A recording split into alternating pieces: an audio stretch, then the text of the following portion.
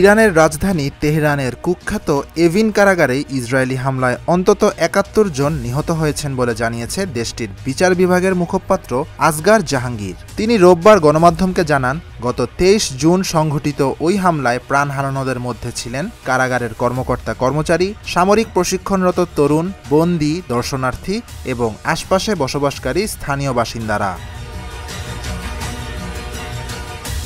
আসগার জাহাঙ্গীর বলেন, হামলার সময় অনেক বন্দী স্বজনেরা সাক্ষাৎ করতে এসেছিলেন। এদের অনেকে হতাহত হয়েছেন। আহতের সংখ্যাও কম নয়। তিনি আরও জানান, কারাগারের প্রশাসনিক ভবনের একটি অংশ ধ্বংস হয়ে গেছে এবং আহত বন্দীদের চিকিৎসার পর অন্য কারাগারে সরিয়ে নেওয়া হয়েছে।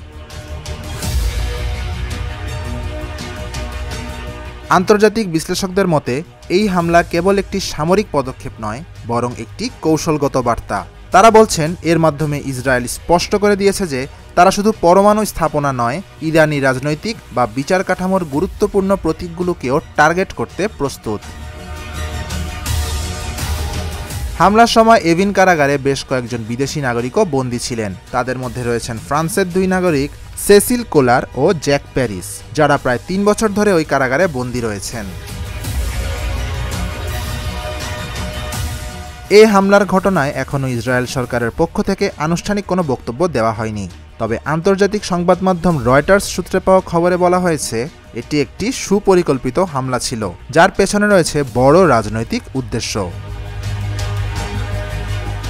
Dhaka journal news desk.